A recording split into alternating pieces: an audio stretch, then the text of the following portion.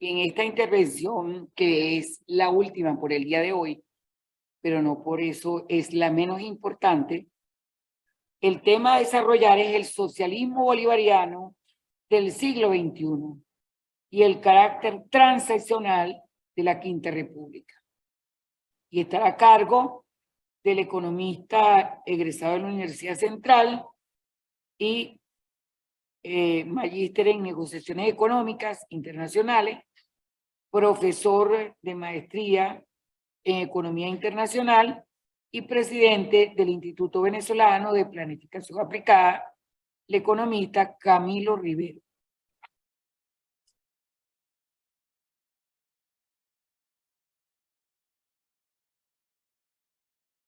Pásame, llama que ya, pero sí.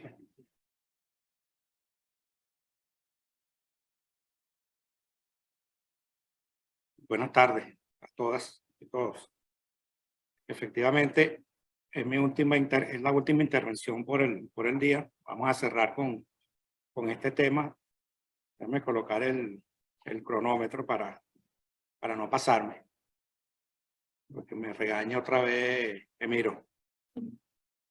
Bueno, efectivamente, vamos a tocar un tema que es central, es medular, lo que es el gran proyecto de país que el comandante Chávez le planteó a Venezuela y a Latinoamérica y buena parte del mundo, que no es otro que el socialismo bolivariano del siglo XXI.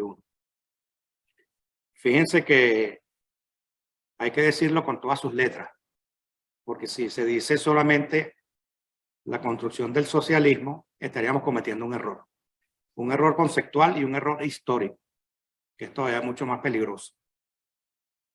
Ya, por supuesto, lo vamos a ver en el desarrollo de la presentación. ¿Qué significa que sea un socialismo bolivariano en el siglo XXI? Y por otra parte, un elemento que lo acompaña, que es el signo distintivo de la Quinta República, no es otro que su carácter transicional. ¿Sí?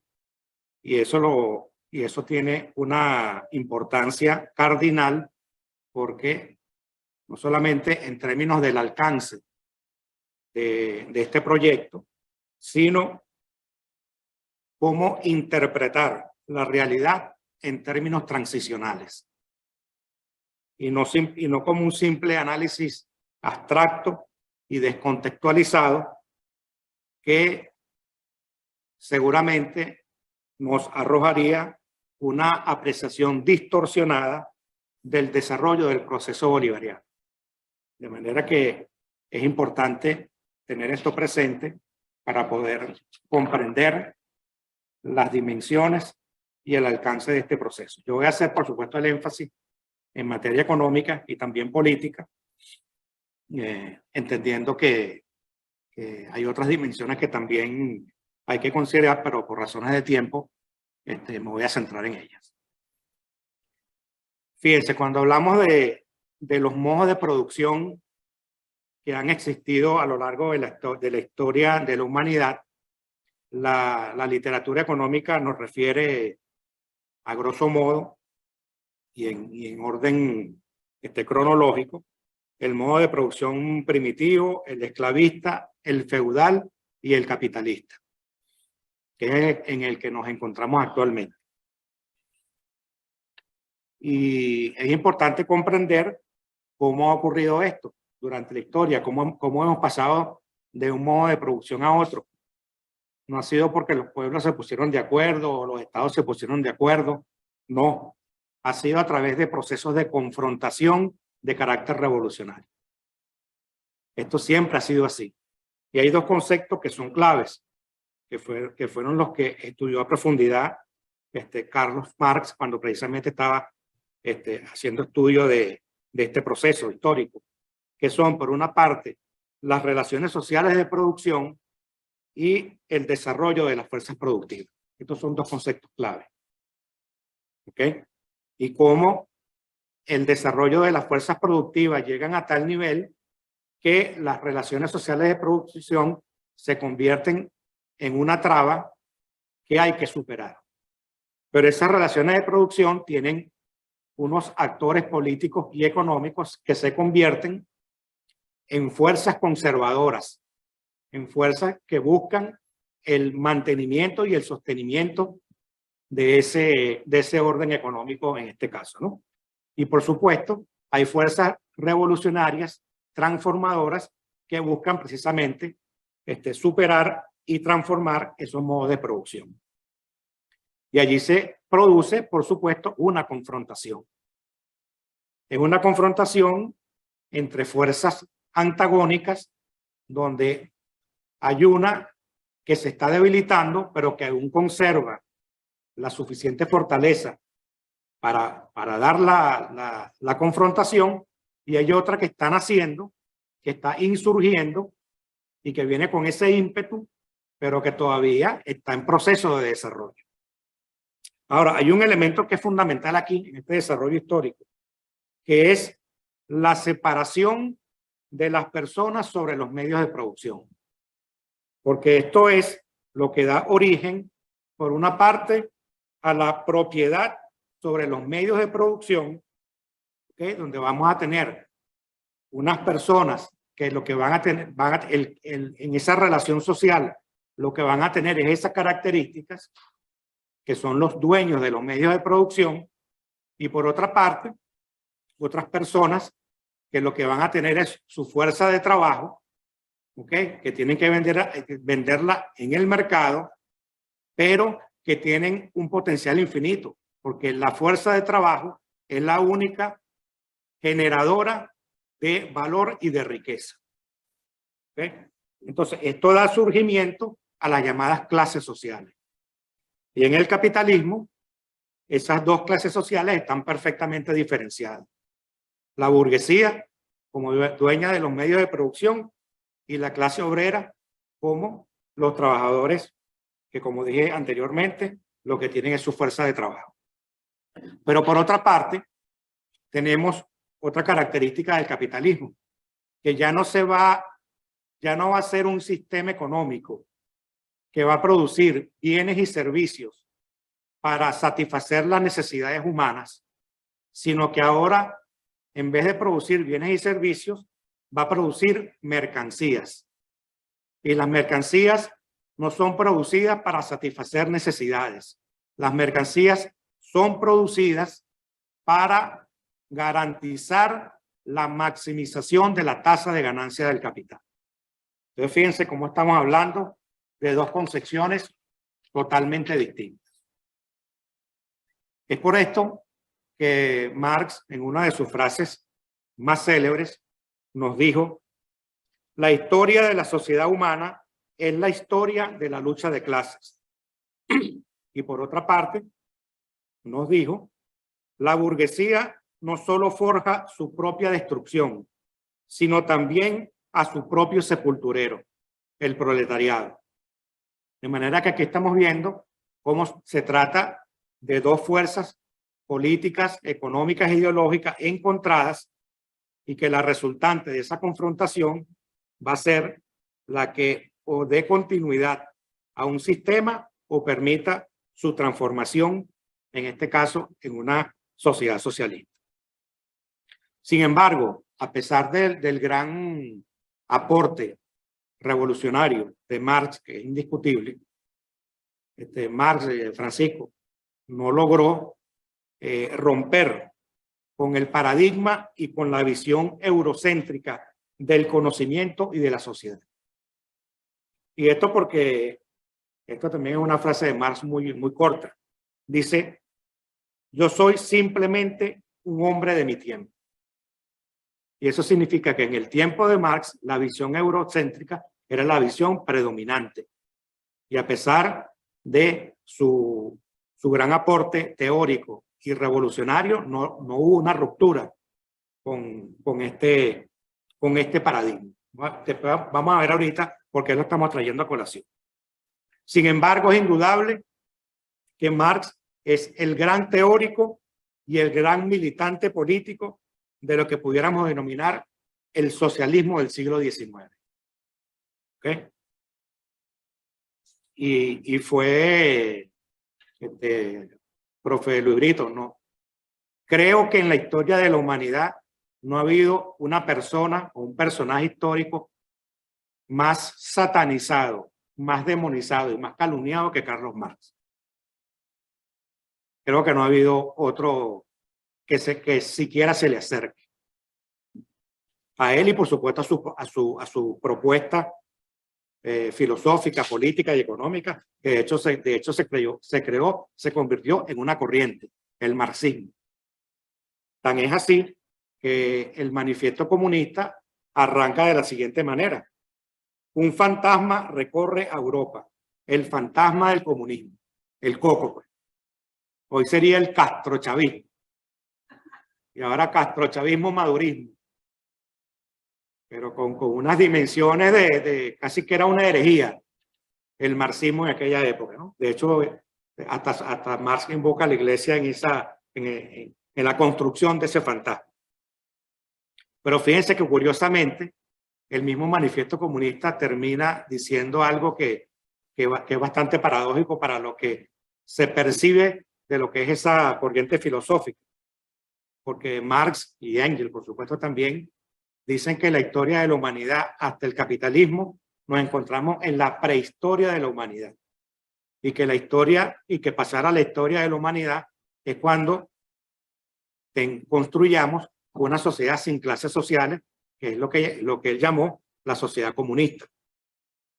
Y el manifiesto termina diciendo que solo en ese momento pasaremos del reino de la necesidad al reino de la libertad. Fíjense que es paradójico que comunismo es sinónimo de dictadura, de opresión, de todos esos calificativos, y más bien la propuesta comunista nos está invitando a construir el reino de la libertad. Bueno, el otro elemento que también es propio del siglo XIX es el primer intento de un gobierno de la clase obrera en el mundo, que ocurrió en la ciudad de París en el año 1871, que es conocida como la Comuna de París. Esa intentona, ese intento de construir una sociedad distinta fue brutalmente aplastado en apenas 2 meses de gestación. Pero son los dos hitos donde pudiéramos hablar del socialismo del siglo XIX. Posteriormente pasamos al siglo XX, 1917, triunfo de la Revolución Rusa. El primer estado socialista en el mundo, la Unión de Repúblicas Socialistas Soviéticas en el año 22. El modelo soviético, todo el poder para los soviets. ¿Okay?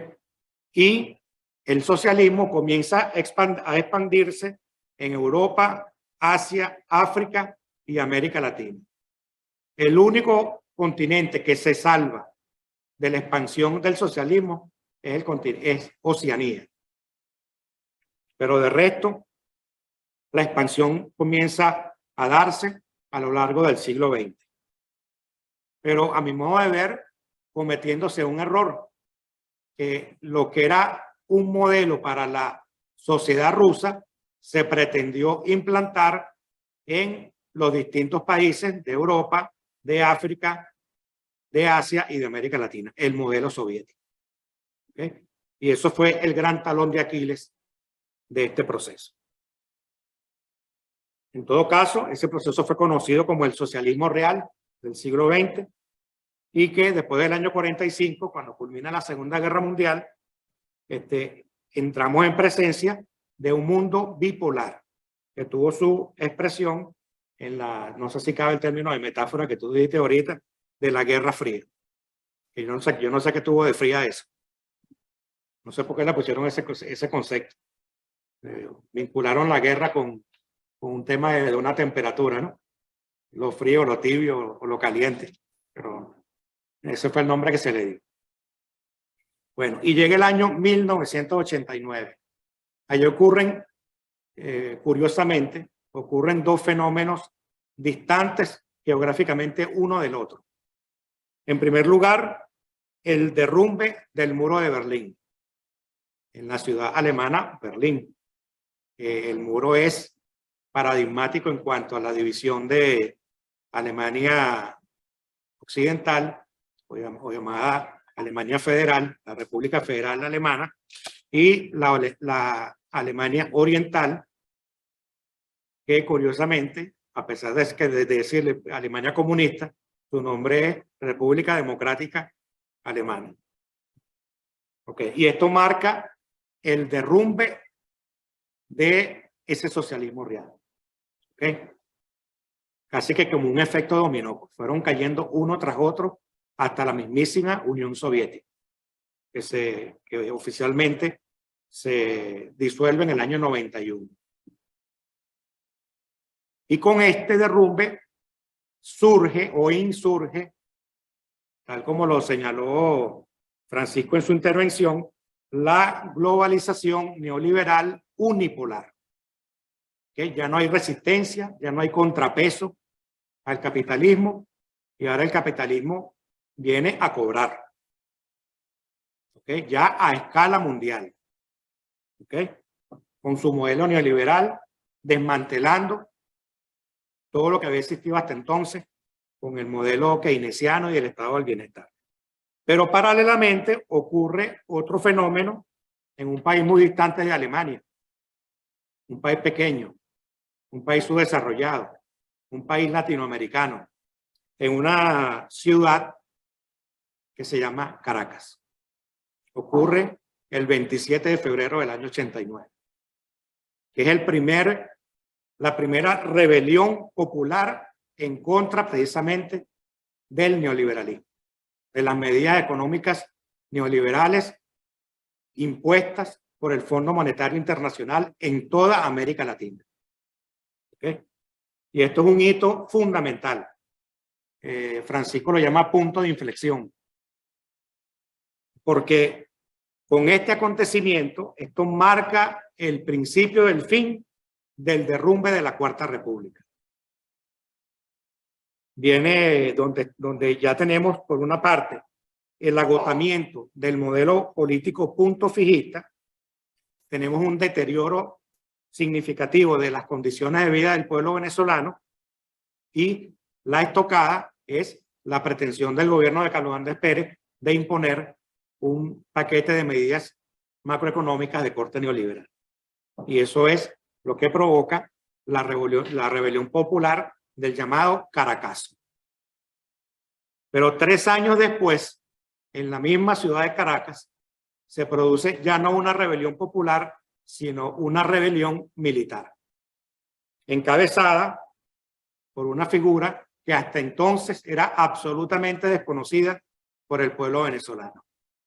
Un teniente coronel llamado Hugo Rafael Chávez Frías. Y yo no sé los politólogos qué opinarán al respecto. El profesor Luis Brito podría dar en algún momento alguna explicación que yo nunca he conseguido. O sea, yo nunca he podido explicarme cómo el gobierno de Carlos Andrés Pérez permitió que una vez rendido le dieran en cadena nacional al comandante Chávez que se dirigiera al país. Yo nunca he entendido cómo el gobierno hizo eso. Porque a una persona rendida militarmente, darle los micrófonos de televisión, de radio y televisión para que se dirija al país, y fue un error costosísimo. No solamente porque el pueblo venezolano conoció al líder de la intentona militar, sino por lo que dijo el comandante. Todos lo sabemos, no lo vamos a repetir. Pero ya es un lugar común decir, y así fue efectivamente, que fue una derrota militar, pero una victoria política. ¿Sí? Con el famoso por ahora. Finalmente, en el año 98, el comandante Chávez, lo que no logró por la vía militar, lo logra por la vía electoral. Y triunfa en las elecciones presidenciales de ese año. Y al año siguiente se aprueba, impulsada políticamente por la figura del comandante Chávez, la Constitución de la República Bolivariana de Venezuela. Y aquí me quiero detener un poco, porque esta Constitución, por una parte, lo que está reflejando en su contenido es lo que hasta ese momento la realidad política nacional e internacional permitía avanzar. ¿Okay? Y por otra parte, lo que hace esa Constitución es abrir las compuertas para las transformaciones de la sociedad venezolana en el ámbito político, económico, social, cultural y espacial. Entonces, esto es importante tenerlo presente porque hay que ver esta Constitución bolivariana como un proceso constituyente, que es un proceso permanente. Y de hecho seguimos en un proceso constituyente 23 años después. Ese proceso no se ha detenido. Entonces, si uno no lo ve así, uno puede tener una visión conservadora del contenido de la Constitución bolivariana. Y el comandante Chávez fue bien claro en dejar expresamente establecido que esa no era la concepción ni la visión con la que teníamos que interpretar esa Constitución. Pero ese proyecto político que está ahí contenido inicialmente no tenía un carácter socialista. Era un proceso, sí, antineoliberal, más no anticapitalista. ¿Ok? Era un proceso revolucionario nacionalista. Pero incluso el comandante Chávez en algún momento, profe, hasta coqueteó con la famosa tesis de la tercera vía, que encabezaba políticamente el primer ministro británico Tony Blair. Era uno de sus principales impulsores. Incluso ahí se planteaba un concepto que aquí el ministro lo utiliza mucho esta frase, ministro Menéndez, una trampa cazabobo, que es ese concepto contradictorio que es capitalismo social de mercado, si eso pudiera existir. Pero esa tesis ganó fuerza precisamente para contrarrestar dos tesis antagónicas, la del neoliberalismo a ultranza ortodoxo del libre mercado y el proyecto socialista estatal absolutista. Afortunadamente el comandante Chávez pronto se dio cuenta de que esa no era la vía. Y en el año 2004, tal como lo asomó Francisco, declara en primer lugar el carácter antiimperialista de la revolución bolivariana. Entonces ya sí ya no solamente es una revolución antineoliberal, sino que es una revolución antiimperialista. Y en el año 2006, bueno, ahí se acabó todo, Francisco. El comandante Chávez declara expresamente el carácter socialista de la revolución bolivariana. De manera que aquí ya está perfilado completamente una revolución antineoliberal, antiimperialista, anticapitalista y socialista. Ahora, no es cualquier socialismo. Es el socialismo bolivariano del siglo XXI. Y esto es muy importante tenerlo presente porque esta es la tesis central del comandante Chávez. Es un socialismo estructurado y conformado a partir de nuestra realidad y de nuestra historia. Y allí no es casual y no fue un acto demagógico, sino fue un acto auténtico, como se estructura a partir del árbol de las tres raíces: Zamora, Rodríguez y Bolívar. Y toda la historia que se desató a partir de entonces, ¿okay? Que la conocemos. Entonces, y por supuesto, es el socialismo en el mundo de hoy.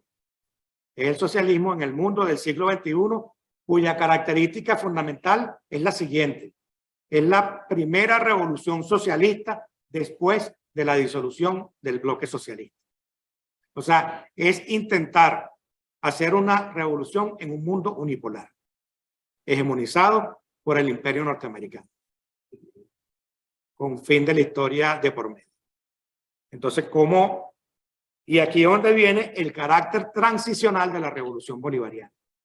Porque este proyecto político de semejante envergadura y de semejante trascendencia tenía que estar confrontado por las fuerzas conservadoras que pretenden mantener el orden económico capitalista.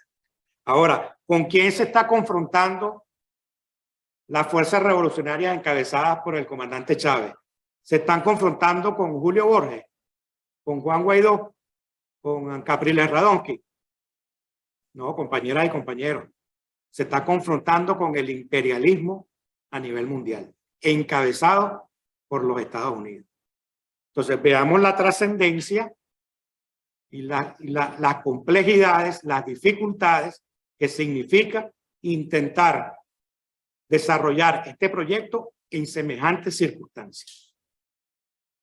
Y es por eso que yo suelo citar, para poder comprender estos fenómenos transicionales, al filósofo francés Jean-Paul Sartre, cuando dice: en el fútbol todo se complica con la presencia del equipo rival. Entonces, hay un proyecto político en marcha, un proyecto revolucionario, pero en la acera de enfrente hay una estructura de poder geopolítica, tanto interna como a nivel internacional, que no se va a quedar de brazos cruzados en una actitud contemplativa, pasiva, cuando estamos intentando un proyecto de semejante envergadura y que amenaza, como lo dijo la ministra, la exministra Blanca Cao, es una amenaza al sistema imperialista económico mundial, no al pueblo norteamericano, pero sí es una amenaza al sistema imperialista económico, como lo fue Cuba, como lo fue Chile, como lo fue Nicaragua. Cada vez que hay un proyecto de estas características, se prenden las alarmas en el sistema capitalista imperialista mundial. Y esa experiencia tiene que ser aplastada. Esa experiencia no puede tener éxito. ¿Okay? Entonces, estamos padeciendo las consecuencias de atrevernos a construir una sociedad distinta. Y esto es un elemento medular. Ahora, si esto es así, si a esto es que nos estamos enfrentando, entonces la dimensión estratégica se convierte en un aspecto clave para conducir y enrumbar el proyecto bolivariano, donde la viabilidad de esa construcción, de ese proceso constructivo, requiere que los criterios de carácter político estén por encima de los ideológicos. ¿Okay? Y esto es también un elemento central. Y por eso es que una de las principales virtudes del comandante Chávez era su pensamiento estratégico. Chávez era un gran estratega desde el punto de vista político y geopolítico, fundamentalmente. Entonces nosotros tenemos que tener una lectura transicional de los acontecimientos que ocurren en la sociedad venezolana en estos 23 años para poder comprender su naturaleza, su alcance, ¿okay? Su intencionalidad y su necesidad incluso. Si no tenemos una lectura transicional, con toda seguridad vamos a cometer un error de interpretación de por qué ocurren las cosas que ocurren. Por ahí hay una tesis de algunas personas que dicen ser de izquierda, que dicen que el gobierno de Nicolás Maduro es un gobierno neoliberal.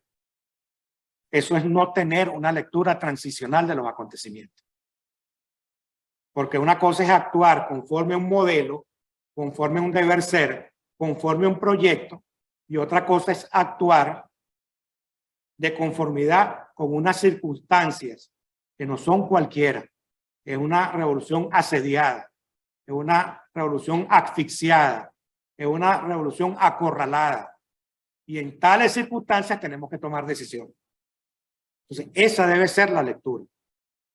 Y el comandante Chávez nos enseñó como gran pedagogo político que era a tener precisamente ese tipo de lecturas. Entonces estamos en un proceso que está plagado de contradicciones, de complejidades y con unas turbulencias políticas que, bueno, la hemos padecido durante estos 23 años. Con una intensa dinámica política donde el gobierno debe atender las múltiples coyunturas que se presentan en cada momento y que amenazan con apartarnos del camino que hemos decidido transitar, y que el mismo comandante Chávez utilizaba otra vez, Francisco, una metáfora. Él decía que no estábamos en una carrera de 100 metros planos, sino que en un maratón con obstáculos. Carrera que no existe en los Juegos Olímpicos, porque lo que existe es el maratón, pero un maratón con obstáculos no existe. ¿Ok? Pero esa es más o menos está bien dicho la metáfora, Francisco. Ok. Entonces, esto es importante dejarlo claro porque resulta inaceptable e imperdonable como una ingenuidad y un idealismo político que algunas corrientes revolucionarias no tengan esta lectura y de manera ligera se apresuren a catalogar las decisiones que en algún momento se deban tomar y calificarlas, en este caso, de neoliberales, que sería antichavista. Porque si algo era Chávez, era antineoliberal. ¿Okay? Pero bueno, ese tema está en el debate. Ese tema está en el debate.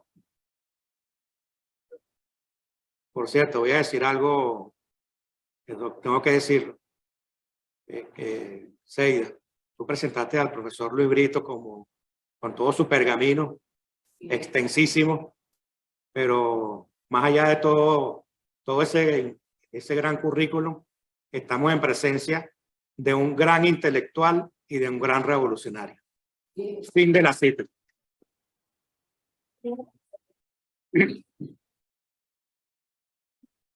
Y es fin de la cita y no abrí la cita nunca. Ok. Bueno, entonces, en materia social que estaba planteando el comandante Chávez, creo que lo asomó Francisco, saldar la deuda social acumulada. También lo dijo Fernando en su intervención. En materia política, desarrollar la democracia participativa y protagónica.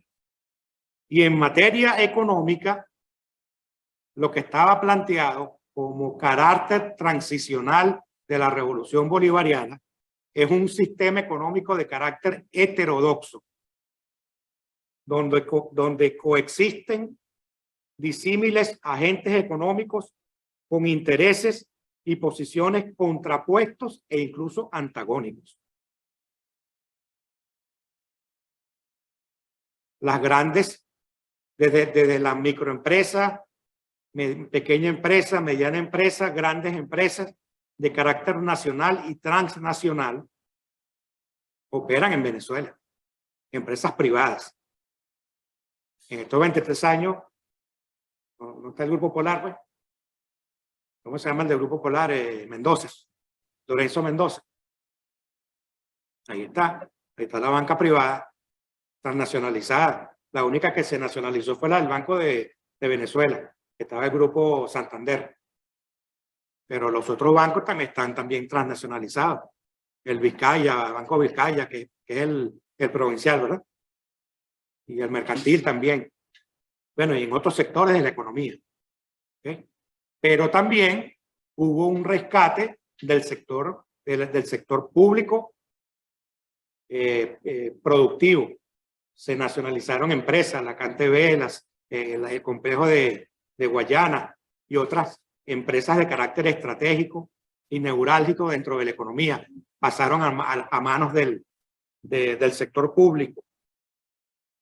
Pero en todo caso, la principal apuesta de este sistema económico heterodoxo, en principio, era superar el capitalismo dependiente, subdesarrollado y rentista petrolero.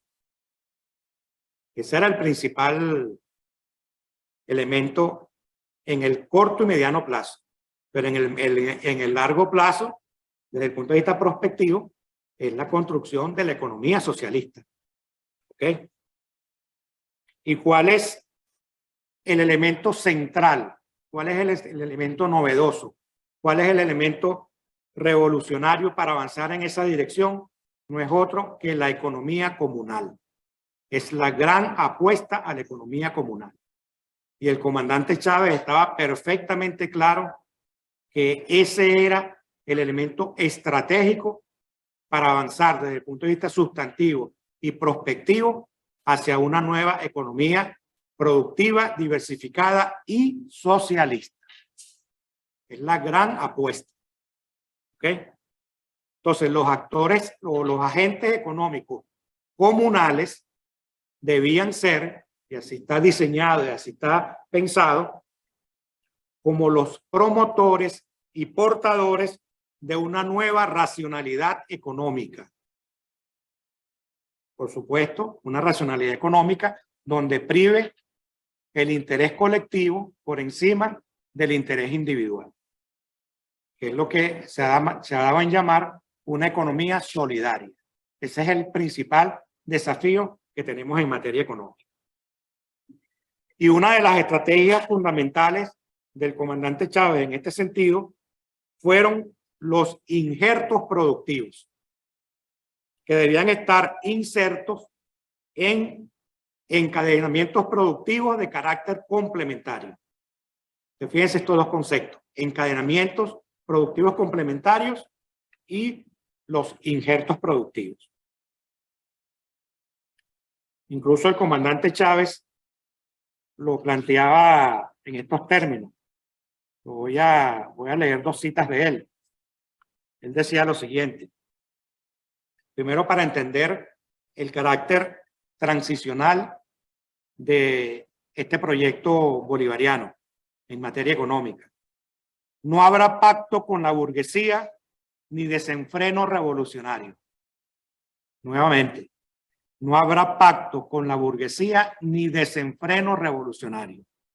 Seguiremos avanzando y construyendo el socialismo al ritmo que impongan las circunstancias, entendidas estas como la síntesis entre las condiciones objetivas y las condiciones subjetivas. Nada ni nadie detendrá la revolución socialista, democrática y bolivariana, que ahora vamos a profundizarla en sus raíces, solo que habrá que hacerlo mucho más planificadamente, mucho más científicamente. Así lo requiere el proceso de transición hacia el socialismo, y en esas condiciones nosotros, con nuestro pensar y actuar en colectivo, podemos y debemos seguirlas generando, desatando, construyendo las mejores condiciones para acelerar la expansión socialista e ir sustituyendo el modelo capitalista. Vean qué profunda concepción transicional dialéctica tiene este pensamiento del comandante Chávez. Fin de la cita, Francisco. Y la otra cita, con esto voy a culminar, dice el comandante Chávez: si nosotros hiciéramos un esfuerzo y construimos una unidad prosocialista, pero la dejamos rodeada del mar embravecido del capitalismo, ese mar se la va a tragar, la tritura y acaba o la convierte al capitalismo. Por eso es necesario establecer esa unidad como punto focal e ir impactando en todas las direcciones. Injertar la unidad nueva, y que ella se vaya ampliando, vaya impactando.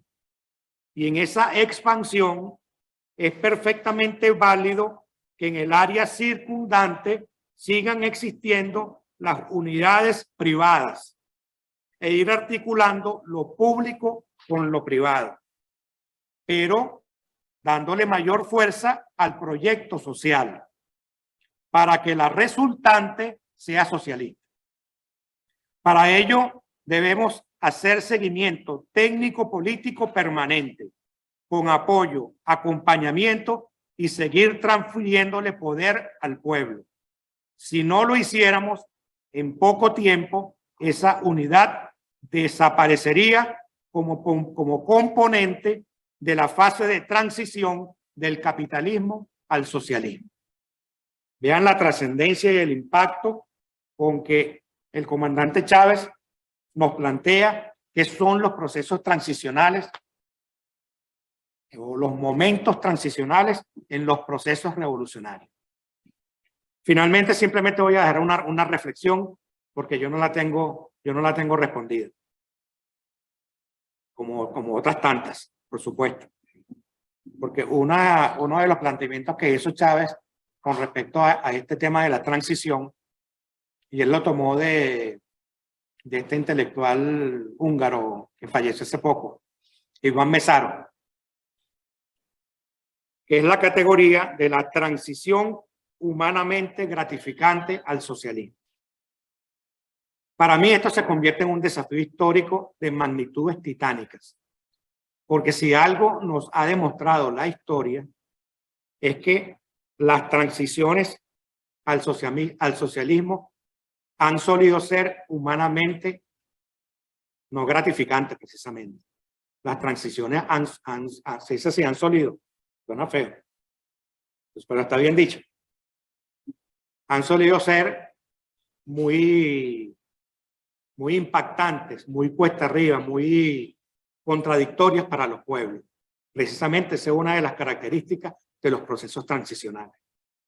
De manera que este concepto de Mesaro, que políticamente el comandante Chávez lo asumió, se convierte en un desafío gigantesco para que, bueno, lo que estamos viviendo hoy, la guerra económica que estamos viviendo, es una evidencia de esas complejidades y de esas dificultades que tienen los procesos transicionales.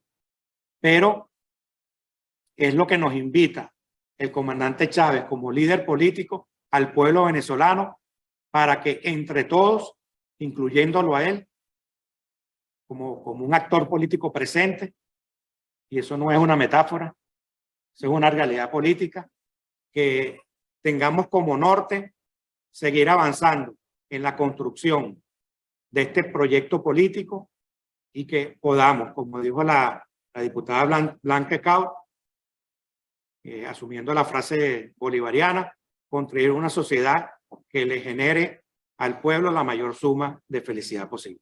Muchas gracias.